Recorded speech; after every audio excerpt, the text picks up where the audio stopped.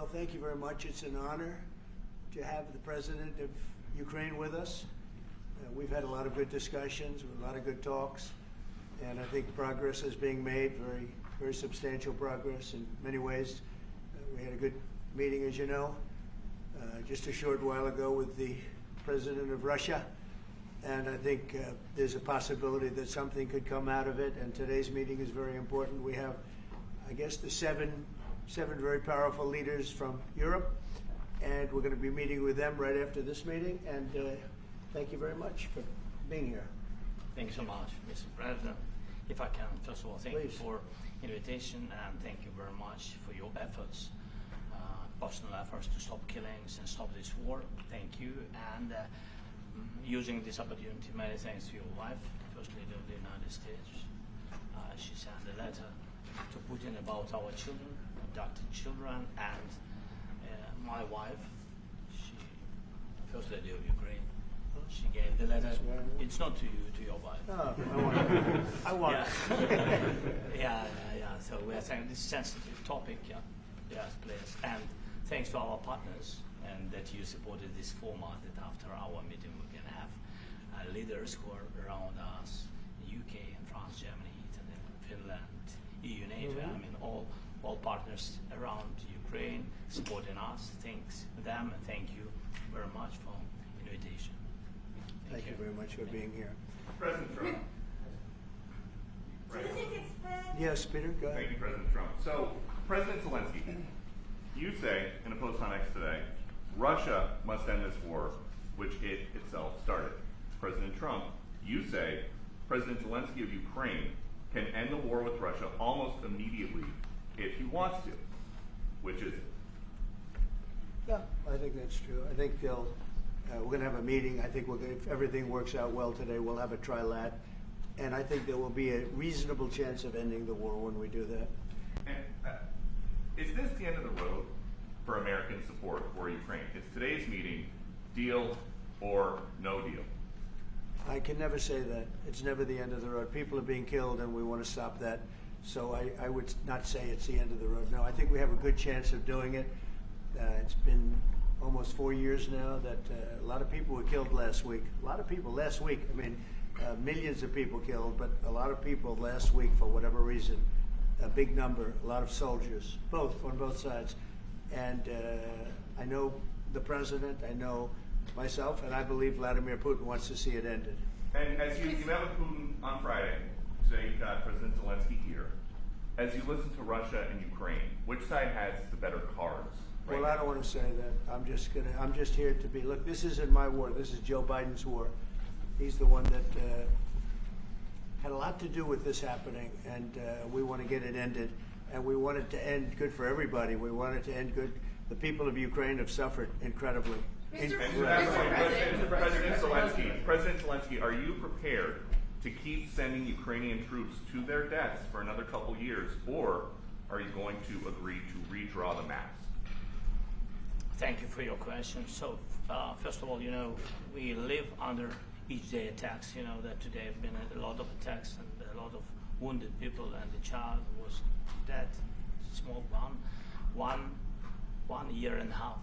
So we need to stop this war, to stop Russia, and we need support, American and European partners, and we will do our best for this. So, and I think we show that we are strong people, and we supported the idea of the United States, of personally of President Trump, to stop this war, to make a diplomatic way of finishing this war, and we are ready for trilateral, as President said. This is a good signal about trilateral. I think this is very good. Thank you. Mr. President,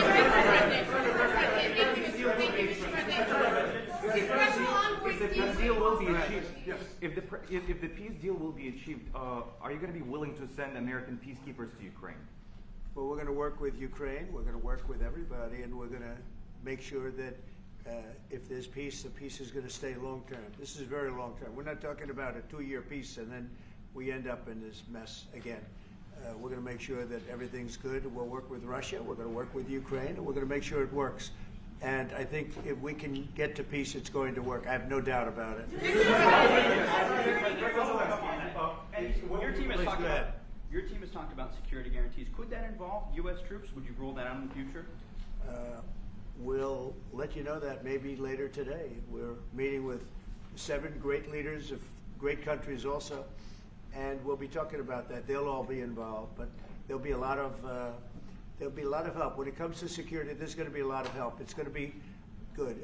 They are first line of defense because they're there. They're Europe, but we're going to help them out also. We'll be involved. Yes. Mr. President, Vladimir Putin mentioned that the war will not end without addressing the root causes of this war.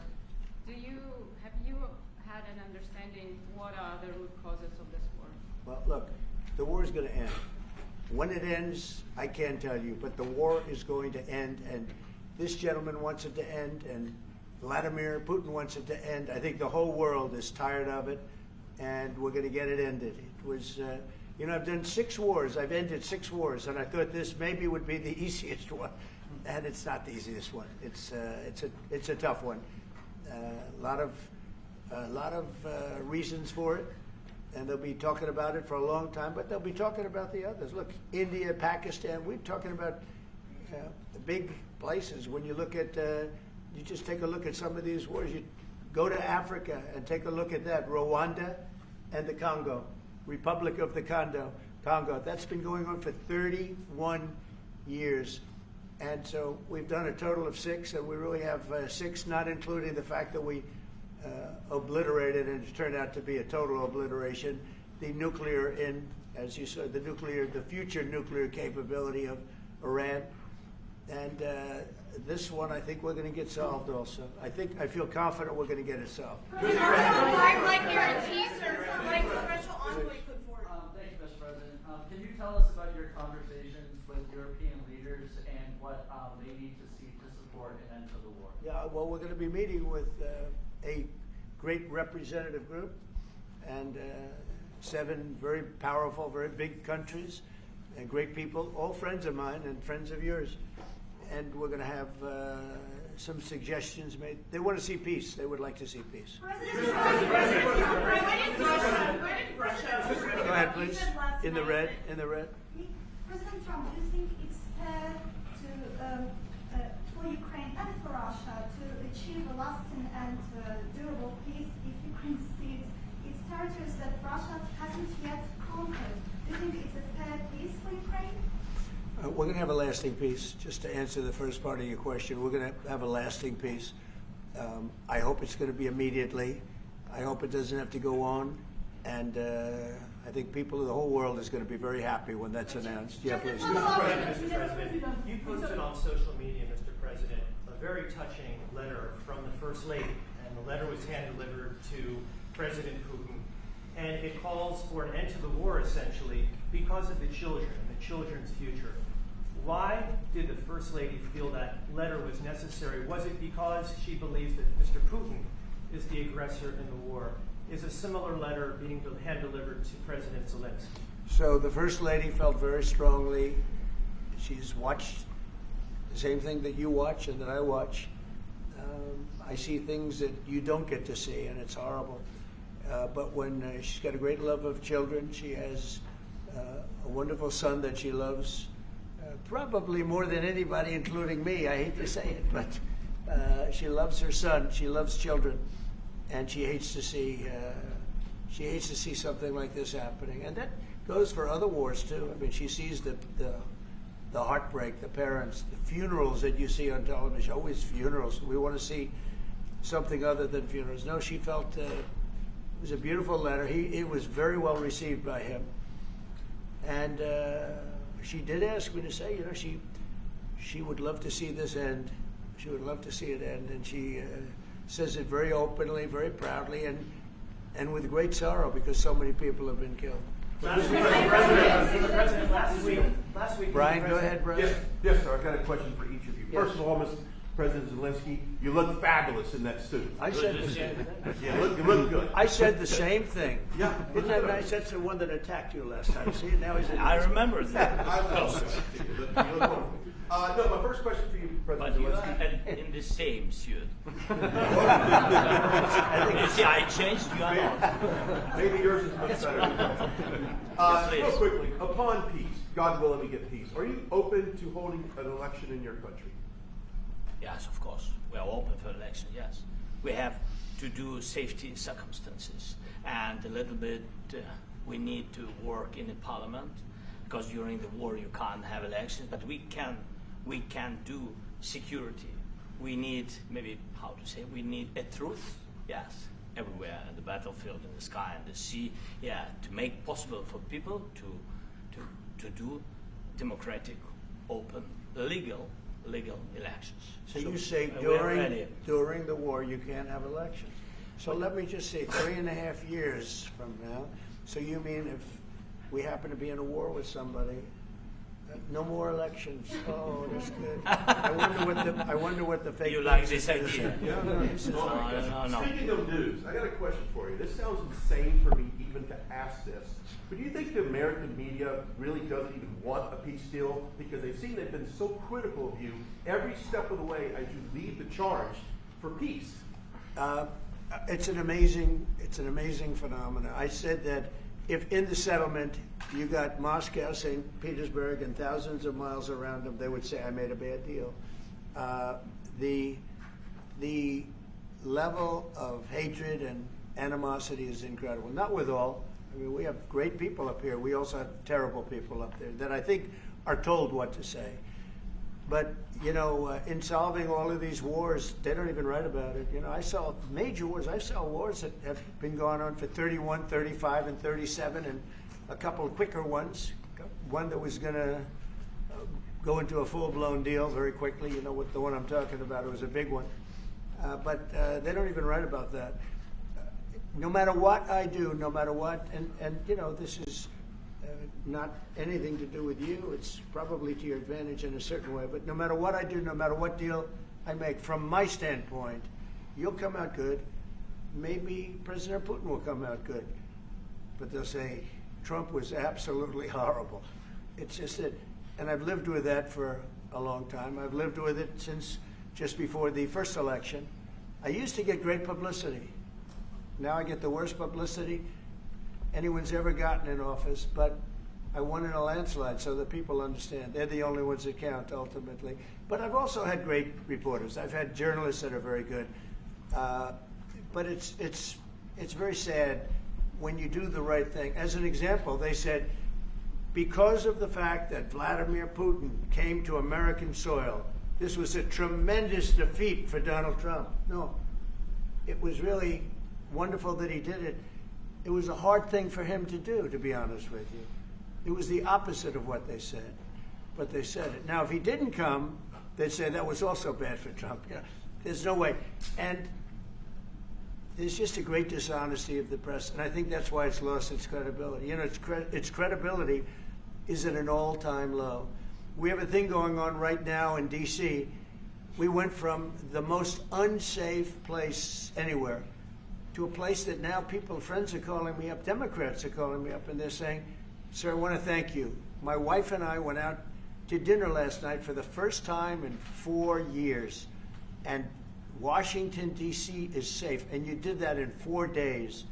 I'll tell you it's safe. I had another friend of mine, he has a son who's a great golfer, he's on tour, and he came in fourth yesterday in the big tournament where Scotty Scheffler made the great shot, and he said his son is going to dinner in Washington, D.C. tonight. I said, would you have allowed that to happen a year ago? He said, no way, no way. He said, what you've done is incredible. And I think the people realize it. But the press says, he's a dictator, he's trying to take over.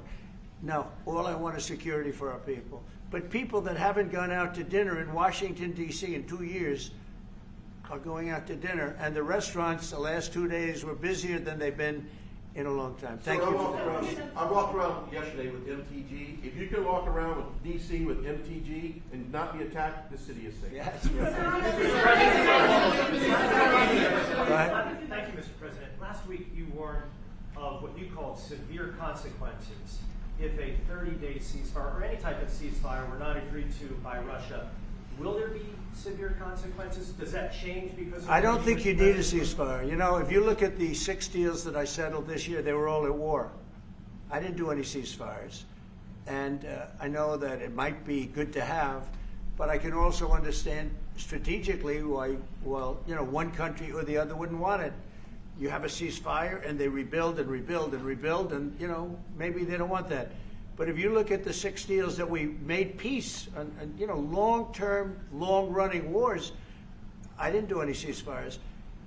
Would I like the concept. You know, I like the concept of a ceasefire for one reason, because you'd stop killing people immediately, as opposed to in 2 weeks or 1 week or whatever it takes. But we can work a deal where we're working on a peace deal while they're fighting. They have to fight. I wish they could stop. I'd like them to stop. But strategically, that could be a disadvantage for one side or the other. But all of these deals I made without even the mention of the words ceasefire. Can you explain the decision to offer Ukraine Article 5-like security guarantees, but stop short of pushing for their full membership? Yeah, well, we haven't done anything on that yet. If you look back and you go back long before President Putin, it was always a statement that they would never allow Ukraine into NATO. So that was a statement that was made, but we haven't discussed any of that yet. We're going to be discussing it today. But we will give them very good protection, very good security. That's part of it. And the people that are waiting for us, they are, I think they're very like-minded. They want to help out also. Thank you, President Trump. The United States has already given hundreds of billions of dollars to this war effort in Ukraine. Biden. At best, it is a stalemate, and the killing continues. So, President Trump, how much more is the United States willing to give Ukraine? And President Zelensky, how much more do you want?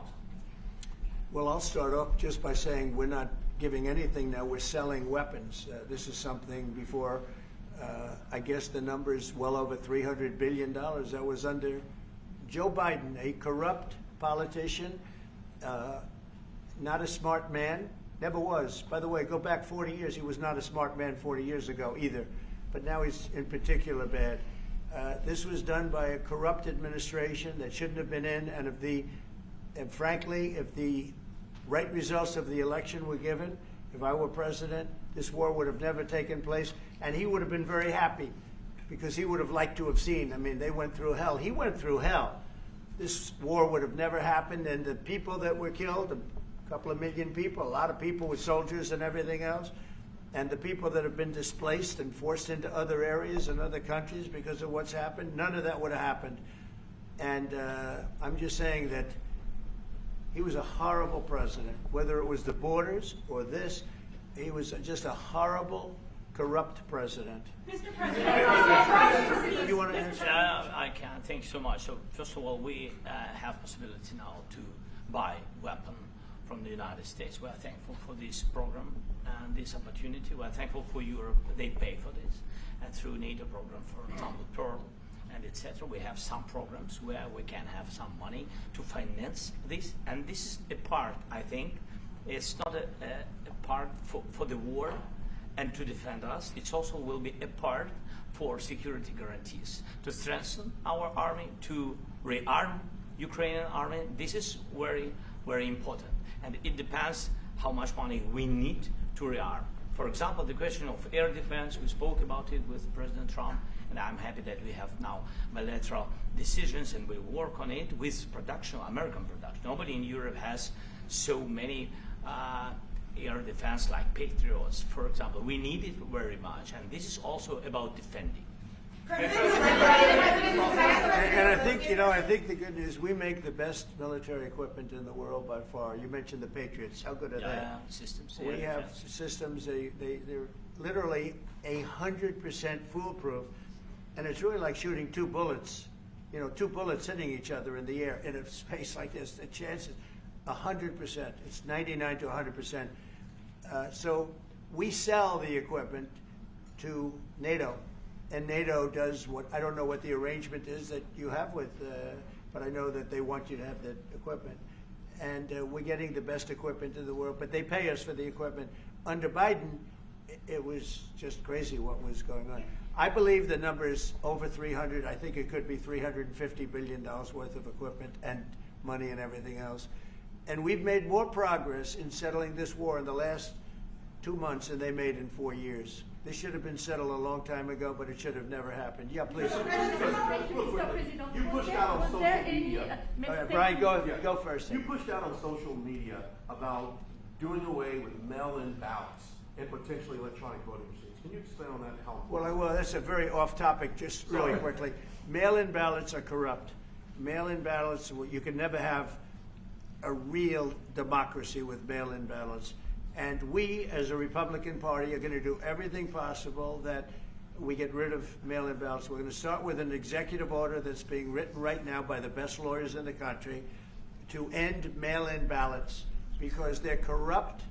And you know that we're the only country in the world, I believe, I may be wrong, but just about the only country in the world that uses them because of what's happened. Massive fraud all over the place. The other thing we want change are the machines.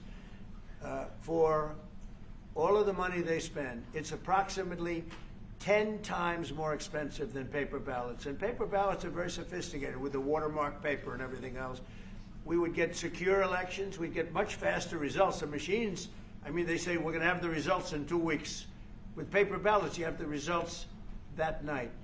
Most people, many countries use paper ballots. It's the most secure form. So between paper ballots, very, very important, paper ballots, and I think maybe even more important, the mail-in voting. We're going to end mail-in voting. It's a fraud. If you have mail-in vote, even Jimmy Carter with this commission, they set it up. He said the one thing about mail-in voting, you will never have an honest election if you have mail-in. And it's time that the Republicans get tough and stop it because the Democrats want it. It's the only way they can get elected.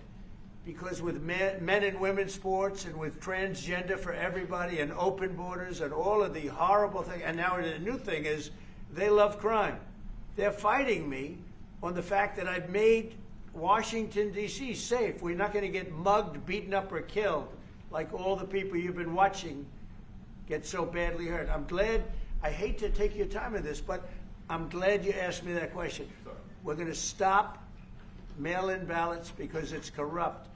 You know, when you go to a voting booth and you do it the right way and you go to a state that runs it properly, you go in, they even ask me, they asked me for my license plate, for identity. I said, I don't know if I have it. He said, sir, you have to have it. I was very impressed, actually.